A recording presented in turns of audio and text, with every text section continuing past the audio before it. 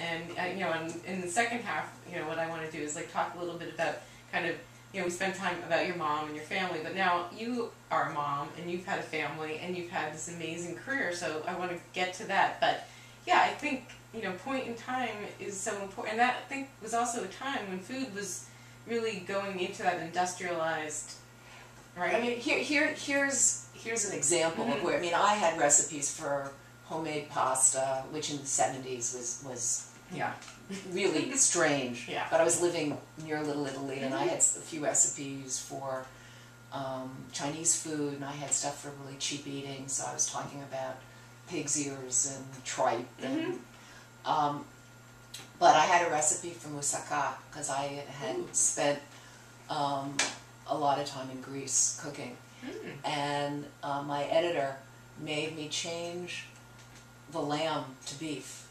Because Americans couldn't buy ground lamb, and it just wasn't something that you would find in a supermarket. And I mean, that's, I mean, this is 1971. Amazing. I mean, that's how much things have changed. Yeah, and they had changed from probably the 40s and 50s in the 70s to that point. Because I think if you had written that book for ground lamb in 1950 or 1940, you know, there were there were farmers still, and you know, my grandfather, I think I told you, was a butcher, and you know, as soon as I grew up in the 70s, and we were not allowed to go to McDonald's because he was just like, you cannot go there. This is not real meat. Aren't you lucky? So lucky. But at the time, you know, because here you are, you're trying, you know, because we had my Italian grandparents, right? You know, and then my parents, all in one house, living in the suburbs of New York City. Like, we were like, you know, not normal. So, you know, now it's like, thank you, Baba. But at the time, you know, it's like, but all my friends are eating McDonald's. You know, it just seemed like that was exotic. But what I grew up on was actually exotic, like homemade pasta.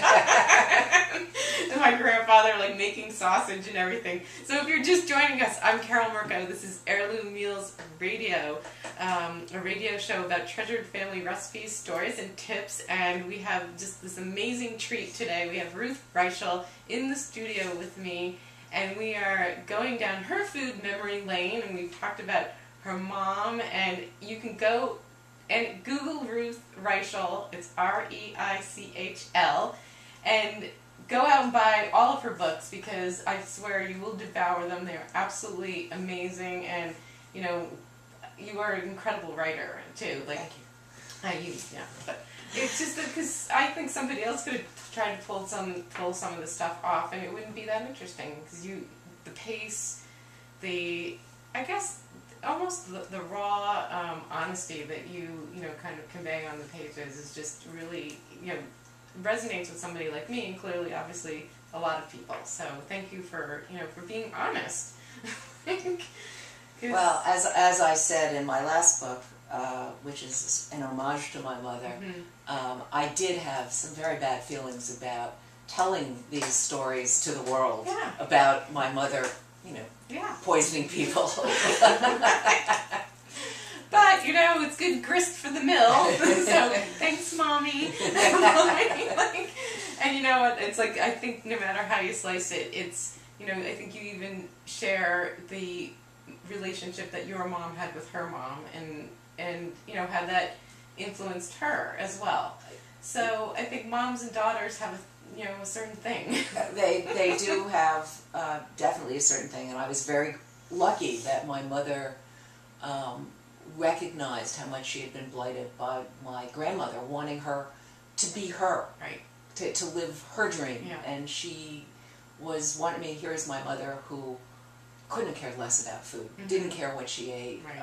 You know, liked the idea of food much more than actually eating food, and who was very chagrined that I decided to have a life in food. I mean, it was not her idea of what, you know, an intelligent person did with her life. So, on that note, I mean, did she live long enough to see how amazingly successful and great that you are? Or? Well, unfortunately, I think the only thing, I mean, she certainly saw me publish my first cookbook, and she saw me become the restaurant critic of the LA Times. Mm-hmm. But she didn't, she was a New Yorker. Yeah. So oh, yes. she did not live long enough to see me become the restaurant critic of the New York Times, which was something that would have given her enormous pleasure. Yeah. Oh, yeah. And if you want to hear the stories, you have to get garlic and sapphires. You will just, your sides will be full of stitches, and once again, you get Ruth's amazing, ability with the pen, and her storytelling ability is just phenomenal. So, highly recommend it. It's one of my favorite books. Okay, we're back. I'm Carole Murko. This is Heirloom Meals Radio, a radio show about treasured family recipes, stories, and tips. And today in the studio, I have Ruth Reichl. She's the former editor of Gourmet, the former food restaurant critic for the New York Times and the LA Times, and prolific food memoir author. And we are just so delighted to have you. And so, seeing that we've alluded to the, your mom teaching you, kind of unexpectedly how to become a critic. How was it being a critic, other than all your disguises? I started as a restaurant critic in San Francisco at New West magazine, and it was great. I mean, first of all, when I started, I was living in a commune. We had no money. I didn't have a credit card, and the idea of free meals was just amazing. They're not only going to pay you to write this, they're actually going to give you money to take your friends out to eat. And it was also, the timing was very lucky. It was the mid-'70s. It was a time of new journalism.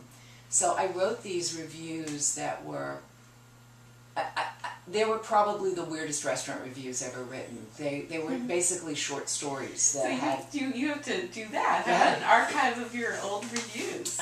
Some of them were, they were love stories. They were science fiction. They were set in the Old West. They were, set on Mars. And I did those for 6 years, and it was great because I got a little following for them in San Francisco, but I wasn't a make or break kind of critic, and no restaurant was going to close because of anything I said. Oh, and they wanted you to be harsher. And no, there was none of